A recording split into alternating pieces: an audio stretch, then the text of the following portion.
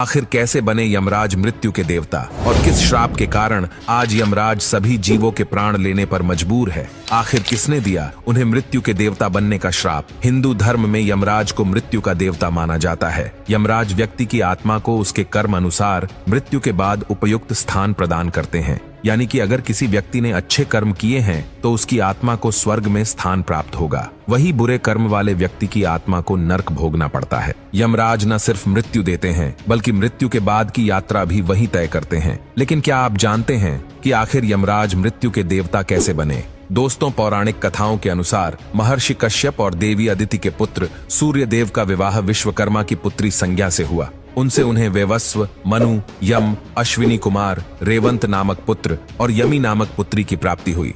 कथा के अनुसार एक बार जब सूर्य देव के तेज से भयभीत होकर उनकी पत्नी संज्ञा ने अपनी एक प्रतिलिपि छाया के रूप में वहां छोड़ अपने पिता विश्वकर्मा के पास चली गई और फिर छाया से भी सूर्य देव को सावर्मी, मनु और शनि नामक पुत्र और भद्रा और ताप्ती नामक पुत्री की प्राप्ति हुई। जब सूर्य देव को उनकी पत्नी संज्ञा के छल के बारे में पता चला तो उन्होंने संज्ञा के पुत्र को मृत्यु के समान भयंकर होने का श्राप दे दिया। जिसके बाद जब संज्ञा और छाया के बीच अधिकार की बात आई तब यमराज जो संज्ञा के पुत्र थे और शनिदेव जो छाया के पुत्र थे, इन दोनों में युद्ध छिड़ गया। अपनी अपनी माताओं के अधिकार के लिए दोनों भाई आपस में लड़ पड़े। कई महीनों तक युद्ध चलता रहा और दोनों भाइयों के बीच का युद्ध भयंकर मोड़ लेने लगा।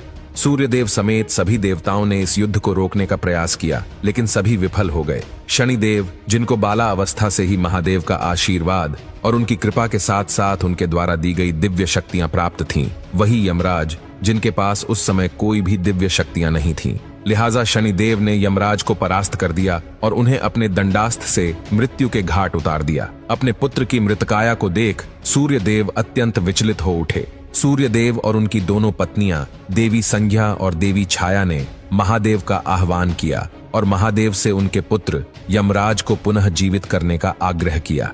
महादेव ने सूर्यदेव की प्रार्थना को ठुकरा दिया और उन्हें यह समझाया कि मृत्यु अटल सत्य है और एकमात्र उनके पुत्र के लिए वो इस सत्य को परिवर्तित नहीं कर सकते हैं। तब शनिदेव ने स्वयं महादेव से प्रार्थना की और उन्हें यमराज को जीवित करने के पीछे का ठोस कारण भी बताया। शनिदेव ने भगवान शिव को कहा कि 1 माह के बाद मृत्यु के देवता का दायित्व संभालने के लिए महादेव स्वयं देवताओं में से ही किसी का चयन करने वाले थे। इस चयन का आधार होता है मृत्यु के चक्र को पूरा करना। यम देवता पुत्र है किंतु उन्हें किसी भी प्रकार की दैवीय शक्ति प्राप्त नहीं हुई थी। इसी कारण वो अमृत से भी वंचित थे और उनकी मृत्यु हुई। इस तरह यम ने मृत्यु का चक्र सर्वप्रथम पृथ्वी पर पूरा कर लिया है। इस आधार पर यम को न सिर्फ जीवित करना चाहिए बल्कि उन्हें मृत्यु का देवता भी बनाना चाहिए। भगवान शिव शनिदेव के तर्क से प्रसन्न हुए और उन्होंने शनिदेव के आग्रह पर सूर्यपुत्र यम को जीवित कर दिया और उन्हें मृत्यु के देवता का कार्यभार सौंपा और इस प्रकार सूर्यपुत्र यम मृत्यु देव यमराज बने।